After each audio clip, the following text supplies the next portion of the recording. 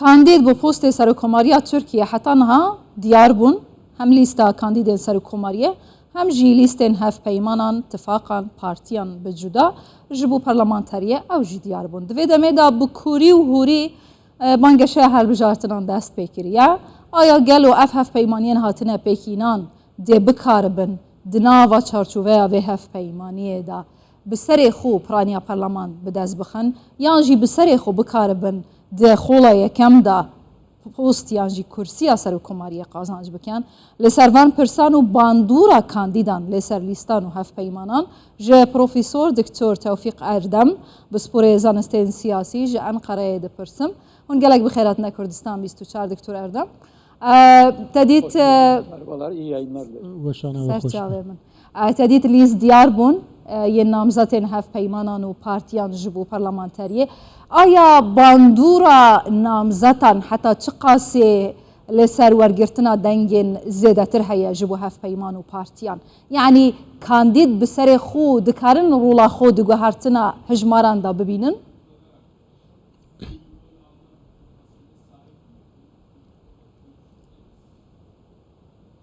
Evet, Türkiye'deki siyasette adaylar siyaseta Türkiye nave namzetan giringe le ev zedetir le helbijartinin şaredariyan da giringe de helbijartinin parlamentoyu da zedetir siyaseta partiyan o serokin partiyan zedetir giringe.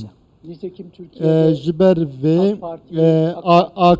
AK Parti be parlamenterin xwanna be Recep Tayyip Erdoğan ten naskirin her wa CHP jî be Kılıçdaroğlu re yeke her ve rola akterin dinye siyasi jî hene lê zêdetir serokên partiyan zêdetir bandorê dikin lê ev nayê wate ku parlamenter jî namzetî ne giringin ew jî gelek giringin ji ber vê niha proseyeke pir gur diwarê helbijartinê de tê meşandin û proseya berê vê jî pir dijwar derbas bû niha namzet diyar bûn navên wan diyar bûn eşkere kirin kî zêdetir bikaribe deng bigire ew eşkere kirine helbet lê dîsa jî wek bersiva we ez dibêjim siyaseta partiyan û serokê partiyan zêdetir bandor li dengderan dikin.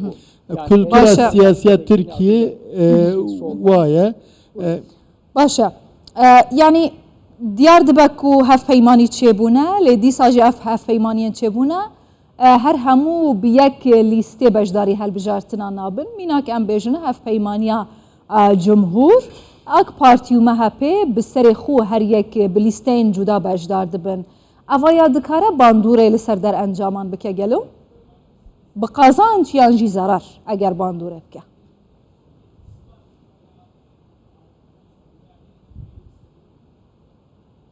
Evet.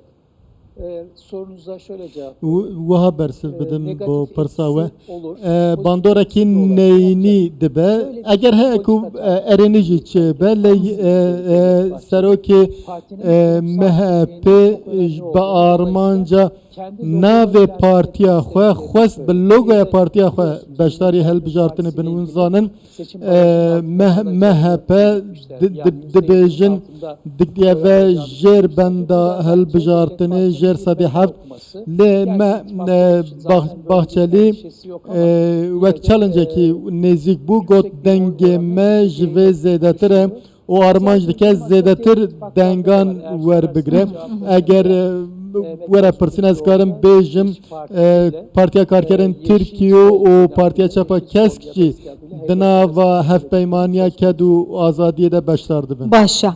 Li vê derê meseleya di nava lîstên cudayên hatine aşkerakirin tu beşdarî pêkirina Kurdan çawa dibînî lê gorî lêkulînên hewa yani li gorî xwela derbasbûya 27 ya Tirkiye mirov dikare bêje êdî Kurd di nava Tirkiyê de ektûrekên nayêne piştgûxistin?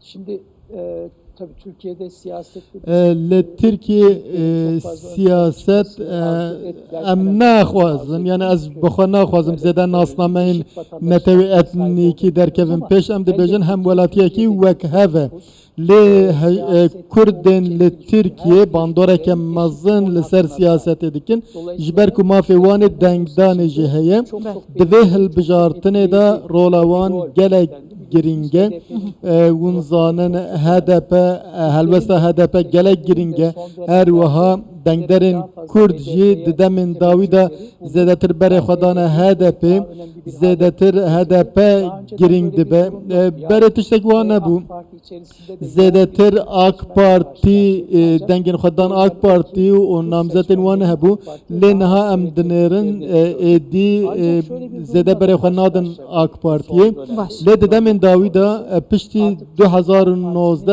ام دبینن کو ایدی CHP جی د چاوه کردان دا درکتیه پیش کو دکارن دنگی خواب بدن لی تایبت کسین کو جا AK Parti جدا بونه باشه تو دکتر توفیق مادام کی وهایا تو پیش بینی دکه یان جی بگلم پریام چاوره بکین کو افجاره دیسان ده سالات قازانج بکه پرانیا پارلمان و کرسی اثر و کماریان جی اپوزیسیون بکر تاسیج کرم خو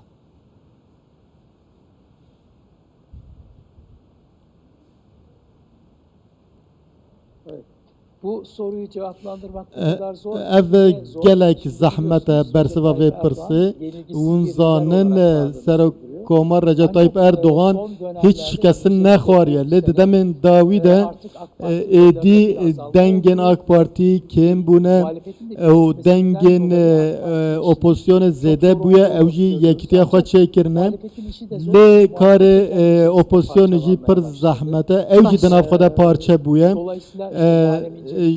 Muharrem İnce derket peş siyasete dike her vaha tip û HDP ji hev cuda bun bi namzetin cuda wek mesela çilûyek bajaran bi tenê xwe beşdarî hilbijartinê dibe lê dema em encamên rapirsiyê dinêrin di dengên Tîfaqa Cumhur de bilindbûnek heye û tê dîtin ku dengên CHP hê jî sedî 26 lê ez Kurd bêjim ez bêjim pirsekî pir zehmete wek hevin nêzîkî hevin divê em hinekî din jî çaverê bikin ji bo bersivekî baş. Profesör Dr. Tevfik Erdem bi sporê zanistên siyasî ji Enqereyê gelek spas.